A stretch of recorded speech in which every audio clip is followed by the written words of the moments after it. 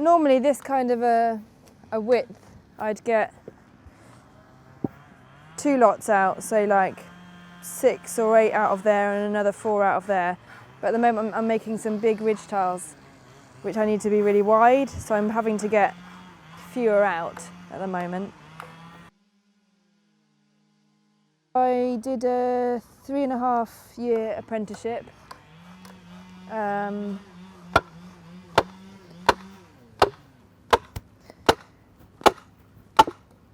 In coppice work, which covered all sorts, from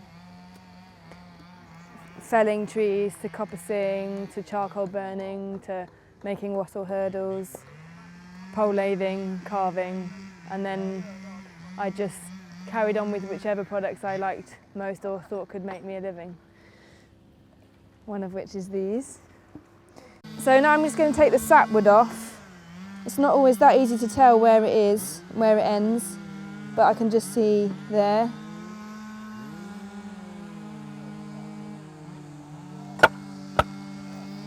Take the sapwood off because it's not durable, like the heartwood is.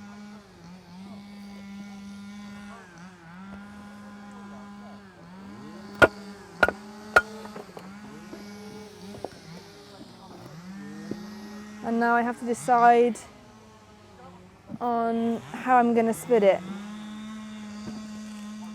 Mainly use oak or sweet chestnut because they're both naturally durable. They've got tannins in them. But you can use any wood that is straight grained enough and clean enough. So like in Canada, the typical one is Western red cedar.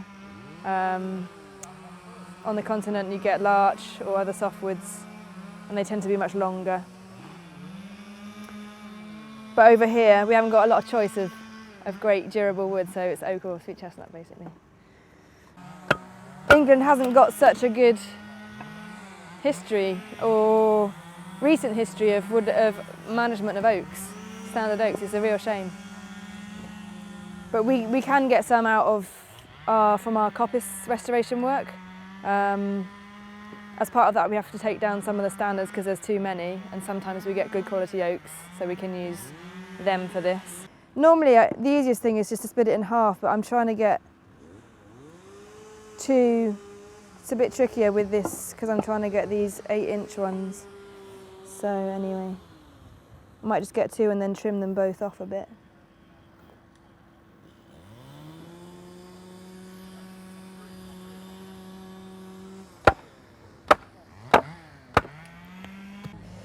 So this is a throw. I'm using 3 different sizes. This is the big one, the medium, and the small one, which Nick over there made. It's very useful having a blacksmith in the woodworking area. Normally I make them at 16 inches, but these are 20 inches, just because they're for the ridge.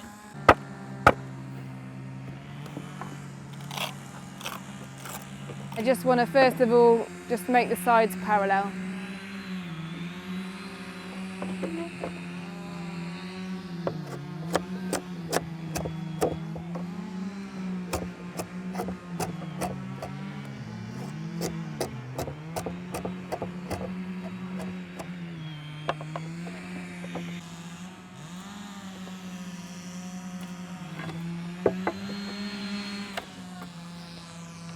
And then lastly, if it's got any wind to it, it's not completely flat, then I'll try and take some of that out. This isn't too bad, but there's a little bit here of a high spot.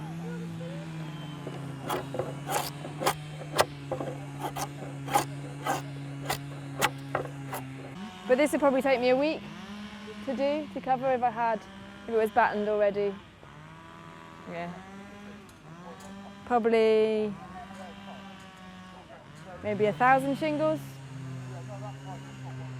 maybe 1,500. If they're a steep pitch and if they're high up, like, well, say church steeples, they can like shingle roofs can last for 100 years, but they're very high and they're very steep. But your average roof, we say between 30 and 50 years. But they need to be Like if they've got overhanging trees, they'll last less long because the water will just stick around a bit. And it's more sustainable, using wood. They're quite light. They just look nicer. I wanted to work outdoors and I wanted to work doing something physical. So I looked around at different outdoor trades like dry stone walling and thatching. And then I just came across these apprenticeships. You know, break the stereotypes a little bit. Quite enjoy doing that. And I like being at shows like this just because you can, to show the young girls and boys, because they don't normally come around these things and just see grizzly old guys. And it's really fun to push yourself physically, see what your limits are. And the confidence will come as you practice. If you can find any courses run by women, that's a good place, quite a safe place to start. Get some female friends to go along with you. There's something really special about being a group of women together doing this stuff. Somebody's asked me to run a shingle making course, which I'd be happy to do. But also I don't want to spend all my time teaching courses. I'd like to just do the work.